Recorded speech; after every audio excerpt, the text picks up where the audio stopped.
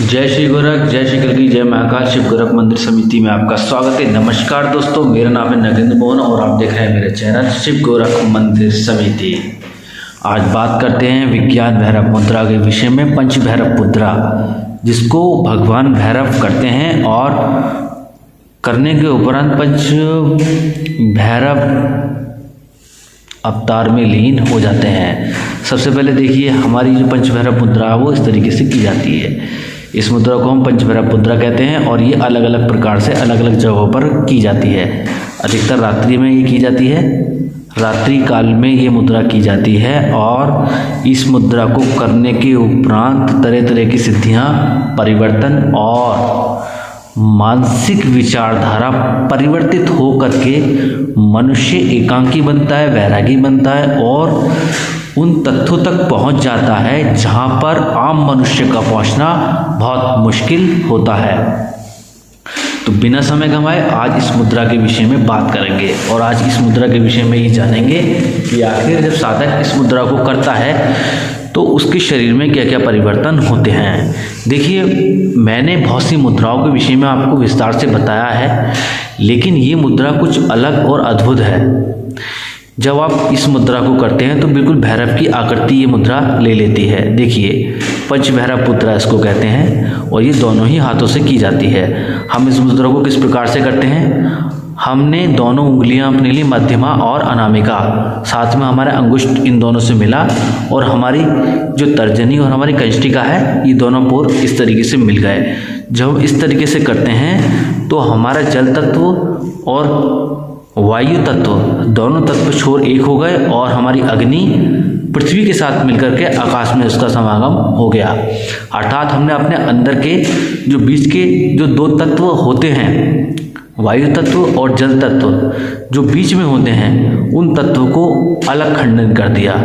जब हम ऐसा करते हैं तो हम भैरव मुद्रा में आ जाते हैं, अर्थात हम भैरव कहलाते हैं। अब इस मुद्रा को करने के उपरांत आपको क्या करना चाहिए? आपको भैरव महादेव का और तमाम सारे महादेव के जितने भी अवतार हैं उनका स्मरण करना चाहिए, उनका जप करना चाहिए और ओम का मानसिक जाप भी करना चाहिए। आप जब इसका दिव्य अनुभव करेंगे तो आपको तरह तरह की सिद्धियां, तरह तरह के परिवर्तन आपको गोचर होने लगेंगे। ध्यान साधना आपकी अच्छी होगी और आपको अलग प्रकार के तरंगे और प्रकाश इस मुद्रा में देखने को मिलेगा। साथ में एक बार और जान लेते हैं कि ये मुद्रा किस प्रकार से करनी है। देखिए, ये मुद्रा इस तरीके से करनी होती है हमें। ये उस मुद्रा को करने के बाद में ये जो हमारी कंष्टिका और हमारी जो तर्जनी है, इनको हल्का सा पुश करेंगे और इन तीन उंगलियों को भी हल्का सा पुश करेंगे। पुश करके दबाव देने के बाद में इस तरीके से बैठ जाना है।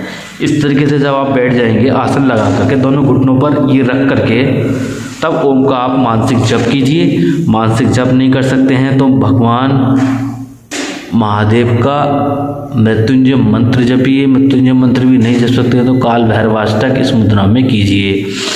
इस मुद्रा को अगर आपको और शक्तिशाली बनाना है, पंच महाभैरव मुद्रा अगर इसको बनानी है, तो आप अपने अनाहत चक्र पर इसको लेकर जाइए और इस तरीके से मिला लीजिए। देखिए, जैसे मैंने ये इस वीडियो में मिलाया है, दोनों तर्जनियों से दोनों तर्जनी और कनिष्ठिका से कनिष्ठिका, अंगुष्ठ से अंगुष्ठ, मध्यमा और अनामिका से मध्यमा और अनामिका। इस बात का विशेष आपको ध्यान रखना होगा कि आपकी ये तर्जनी उंगली इन तीनों उंगलियों से टच नहीं होनी चाहिए। कंष्टिका उंगली इन तीन उंगलियों से मुद्रा के दौरान टच नहीं होनी चाहिए। अर्थात जब आप ये टच कर लेंगे तो दिक्कत परेशानी में आप आ सकते हैं। अब साथ में आप ये देखिए कि आपको किस प्रकार का अनुभव इसमें होता है। इस मुद्रा को करने के बाद में आपको इस तरीके से रख करके तीनों को छोरों को मिला करके आपस में इस तरीके से मिला करके और इसको अपने अनाहत चक्र अर्थात कौड़ी प्रदेश, हमारे कंठ से 8 अंगल नीचे और हमारे नाभि से 8 अंगल ऊपर जो कौड़ी प्रदेश है, जो हमारे जहाँ पर हमारा स्टर्नम है, स्टर्नम का क्षेत्र जो होता है, जहाँ पर हमारी राइब्स खत्म होती हैं, अर्थात जहाँ पर हमारे हृदय का स्थान है, उस स्थान पर आपको इस मुद्रा को करके रखना है और मानसिक जप करने हैं। जितना ज़्यादा अंदर अपने आप में झांकेंगे उतना ज़्यादा परिवर्तन आपके अंदर होंगे और इतने परिवर्तन आपके अंदर हो जाएंगे कि आप स्वयं सोचने पर ये मजबूर हो जाएंगे कि वास्तव में आप जो पहले थे वो अब हैं या कुछ और अलग और अद्भुत हो चुके हैं। बहुत सारी चीज़ें आपको गोचर होने लगेंगी और बहुत से तत्व आपको प्राप्त होने लगेंगे। चक्र जागरण में ये बहुत महत्वपूर्ण मुद्रा है और ये मुद्रा कभी आज तक किसी को बताई नहीं गई है। आखिर बहुत से कम लोग इस मुद्रा को जानते हैं।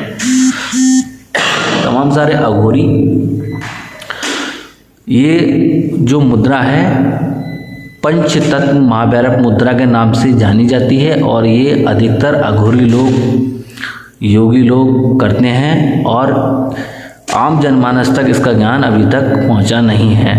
बहुत से महर्षियों के सानिध्य में रहकर के मैंने कुछ मुद्राएं ऐसी सीखी हैं जो पूर्णतः गुप्त हैं, बताई नहीं गई हैं, लेकिन मैं आपको वो सारी चीज़ें बताऊंगा, वो सारा विज्ञान जो अब तक गुप्त है और कहीं पर भी नहीं है। मेरी मुद्राएं जितनी भी हैं वो कोई कपोल कथाएं नहीं हैं, कोई कल्पना नहीं है, असरकारक हैं और आपको असर देने वाली हैं और आपके शरीर को परिवर्तन देने वाली हैं, आपके गुणों को परिवर्तन देने वाली हैं, आपके चक्रों को परिवर्तन देने वाली हैं।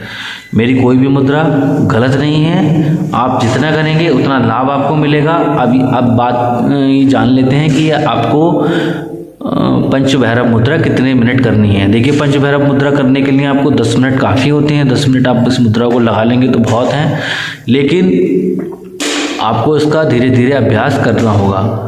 जितना धीरे अभ्यास आप इसका करेंगे उतना ज़्यादा अच्छा है। और इसको हल्के से डीपली करना, ज़्यादा ताकत नहीं लगानी है इसमें कि आप बहुत सारी ताकत लगाने के उपरांत ही इसको मुद्रा को करें, ऐसा कुछ नहीं करना है आपको केवल इस तरीके से हल्का सा पुश करके और लगा लेनी है। और इस मुद्रा का और ज़्यादा अच्छा ज्ञान आपको अगर अर्जित करना है अपने विषय में, तो एक चीज़ और मैं आपको बताता हूँ। ये मुद्रा 3 प्रकार से लगती है। पहला प्रकार तो मैंने बताया था, ये एक हाथ से, दूसरा प्रकार मैंने बताया ये, और तीसरा प्रकार मैंने ये बताया था। लेकिन चौथे प्रकार में हम त्राटक भी कर सकते हैं, जो एक अलग महत्वपूर्ण है। 3 प्रकार से मुद्रा लगती है। चौथा प्रकार इसका त्राटक का होता है, वो कोई प्रकार नहीं है, लेकिन हम इसको मुद्रा को अधिक विषय में जानने के लिए, इस मुद्रा के विषय में अधिक जानने के लिए हम त्राटक मुद्रा करते हैं। देखिए, इस तरीके से आपको करना है। करने के उपरांत आपको इसको अब देखना है। ये 2-3 बिंदु के बीच का जो केंद्र है, पॉइंट देख रहे हैं, एक ट्रायंगल बन रहा है। ये जो हिस्सा है, इस हिस्से में एक ट्रायंगल बन रहा है। देखो, ये ट्रायंगल जो बन रहा है, इस ट्रायंगल के बीच में जो है ये, इसको देखना है। लगातार इसको देखते रहिएगा। जितनी देर आपको इसको देखेंगे, जितने तेज़ी के साथ में आप इसको देखेंगे, आपके अंदर नए नए परिवर्तन होने लगेंगे।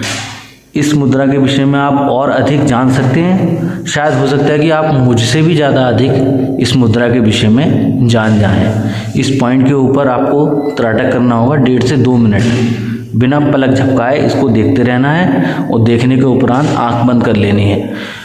जब आप आंख बंद करेंगे तो आप इसका अपने आप में एक दिव्य अनुभव महसूस कर सकते हैं। इसका इतना बेहतरीन अनुभव है कि मैं आपको बता नहीं सकता। अर्थात मैं उस परम सुख, जो परम तेज है, उसको महसूस कर चुका हूँ, देख चुका हूँ, और मैंने ये देखा है कि वास्तव में ये मुद्रा बहुत कारगर है और कल्याणकारी भी है। इस मुद्रा का कोई अपना नुकसान नहीं है। कोई भी गृहस्थधर्मी या कोई भी इस मुद्रा को कर सकता है। सन्यासी, छोटा बड़ा बूढ़ा कोई भी हो इस मुद्रा को कर सकता है। लड़कियां कर सकती हैं, स्त्रियां कर सकती हैं, और माताएं कर सकती हैं, बहनें कर सकती हैं, सभी कर सकते हैं। कुल मिलाकर के उसका महत्वपूर्ण जो समय है वो 6:30 बजे के आसपास है, रात्रि के समय।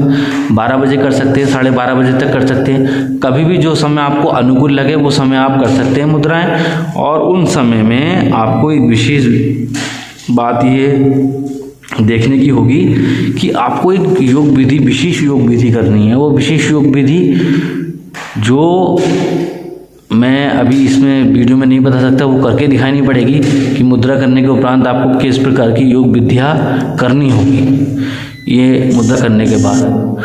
तो इसके विषय में मैं अगली वीडियो में आपको बताऊंगा कि विशेष योग विधि क्या है इसकी। आज की वीडियो कुछ ज़्यादा लंबी हो गई है, तो आप क्षमा चाहूँगा। और आज की वीडियो में जय महाकाल। आप अपना ध्यान रखिए, सुरक्षित रहिए और भगवान आपको साधना करने की शक्ति प्रदान करें, एक योग्य गुरु का सानिध्य आपको प्राप्त हो और आप अपने लक्ष्य पर कामयाब हों, लक्ष्य आपका पूर्ण हो। जय महाकाल।